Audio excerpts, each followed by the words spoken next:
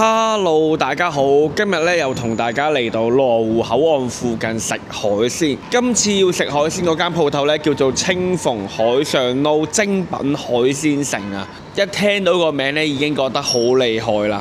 咁過到嚟個方法非常簡單啦，大家可以羅湖口岸站1號線坐一個站去到國貿站 E 出口，步行大約100米咧就已經可以過到嚟啦。依家我就到咗佢哋嘅門口啦，準備入去 ，Let's go！ 到嚟餐廳入邊啦，咁呢一個咧就係佢1樓嗰個環境啊，成個餐廳環境咧都係好闊落、好舒服嘅，似係去咗一啲高級嘅茶樓啊、會所嘅餐廳嘅感覺。依家再上佢哋嘅2樓，咁佢2樓呢一度咧主要都係以包廂為主嘅。咁呢一啲包廂咧，相對嚟講咧，私隱度就會更加高啦，比較適合一啲家庭嘅聚會。再同大家睇下佢呢一個大包廂先。佢呢一個大包廂咧，一望到佢個環境咧，好似去咗一啲好高級嘅會所食飯啊！佢個鋪頭咧行入少少咧，仲有呢一個大廳，都係非常之闊落。依家同大家睇下佢呢一個海鮮池先。佢呢一個海鮮池咧，同普通嗰啲細鋪咧完全係唔同嘅。佢基本上咧係齊晒一啲比較名貴嘅海鮮。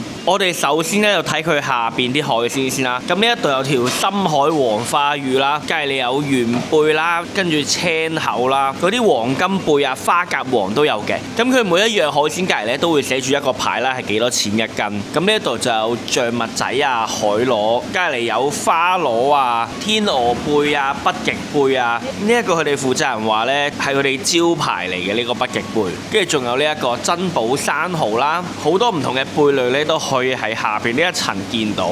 咁再對上一層啦，佢呢一度咧就有中鮑魚啊、大鮑魚，同埋呢一個澳洲龍蝦。呢一個澳洲龍蝦咧，佢就唔係南澳西澳嚟嘅，佢係叫做紅龍。紅龍咧係比南澳西澳更加靚嘅澳洲龍蝦嚟嘅。跟住再隔離咧就會有呢一個瀨尿蝦，佢哋叫做紅心富貴蝦。佢呢一個瀨尿蝦咧係屬於大尿嘅 size 嚟嘅，因為如果食開瀨尿蝦嘅話咧，大家係會知道有分細尿、中尿、大尿。大尿咧喺香港買咧真係非常非常貴嘅。跟住隔離咧就係呢一個大花蝦啦，仲有呢一個黑虎蝦嘅。跟住再上一層咧，佢就會有呢一啲波士頓龍蝦，好生猛啊！啲波士頓龍蝦。跟住隔離咧就會有麵包蟹，再隔離咧就會有一啲朝鮮小象蜜蚌，再隔離咧就有呢一個四季肥馬糞海膽，仲有呢一個吉拉多生蠔。再行多上一層睇下先，咁佢呢一啲呢，就係阿拉斯加長腳蟹，哇，好大隻啊，好肥啊，超大隻。咁呢一啲阿拉斯加長腳蟹呢，佢都係賣緊298蚊一斤。咁帝王蟹隔離呢，就會有呢一個小紅毛蟹啊，佢哋負責人話呢，出邊呢一啲小紅毛蟹呢，都賣緊500-600蚊一斤嘅，咁佢哋呢，就賣緊298蚊一斤，相當優惠。大家唔好睇呢一間鋪頭咁新咁高級啦，咁其實呢，佢係一間老字號嘅鋪頭嚟嘅。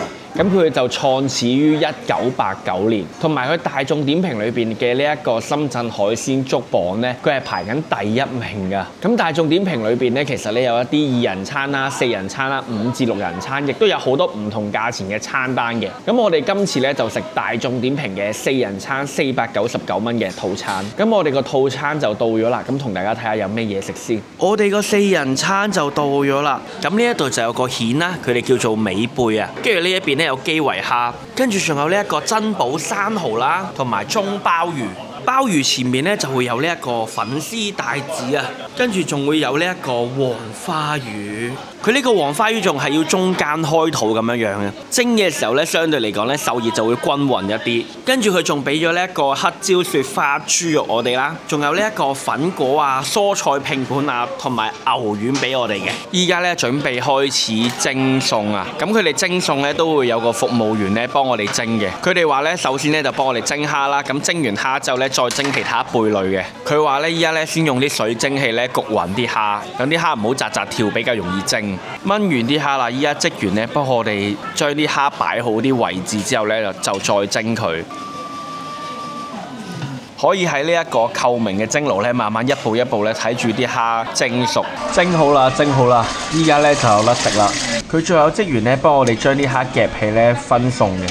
我唔客氣啦，試下啲蝦先。好好食啊！因為啲基圍蝦新鮮啊，新鮮嘅海鮮永遠都係最好食嘅。第二隻，蒸完蝦之後呢，依家準備蒸呢一個尾貝啊，又吸住咗啦。試下先，好大個肉啊！好鮮甜啊！仲要完全咧，佢蒸出嚟係冇沙喎。佢呢一個帶子一開蓋嘅時候咧，好香啊！嗰陣蒜味超香。最好就係有專人喺度分嘢咧，你完全咧係唔使自己喐手，最高級都係呢一個位。蒜蓉粉絲蒸帶子，大大口先。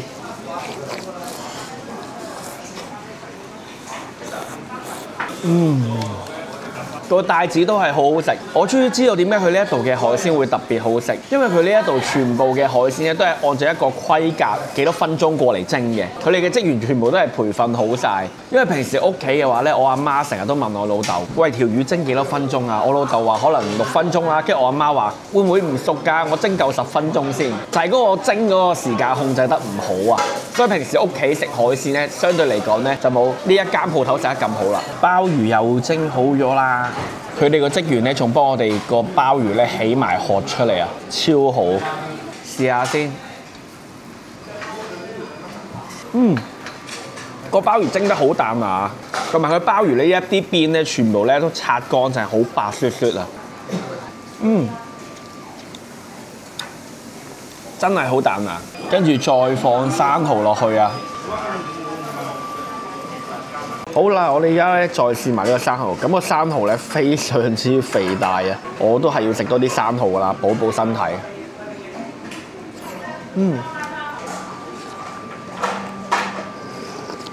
哇！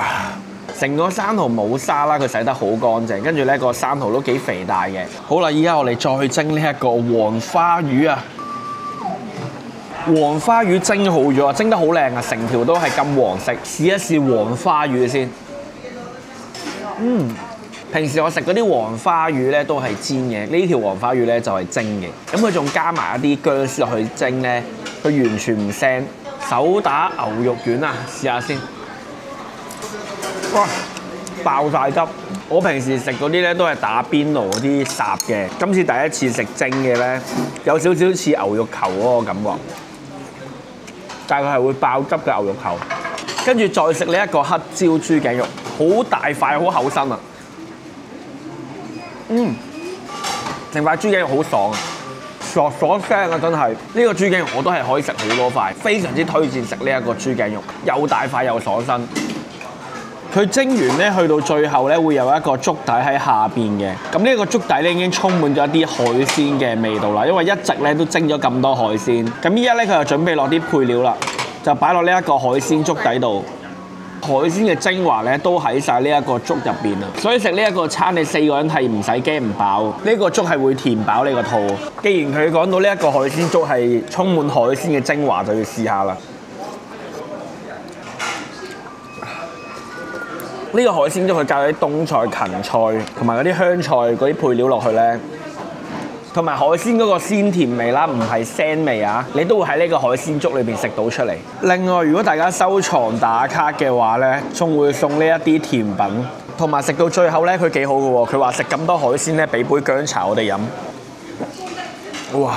冬天飲翻杯薑茶呢，真係暖到入心啊！好老實講，清逢呢一間蒸海鮮嘅餐廳呢，佢所有佢嘅環境啊，或者海鮮啊食物呢，都非常之高級有質素嘅。同屋企人嚟食飯呢，都會坐得好舒服。啱啱我見到好多人呢，都帶咗自己嘅屋企人過嚟食飯。咁好啦，呢一條片呢，就嚟到依度啦。如果大家中意嘅話，俾個 like 我啦，訂呢個頻道啦 ，follow IG 啦，有咩好食嘅嘢再推介我都會去食嘅。咁我哋下一條片再見，係咁先啦，拜拜。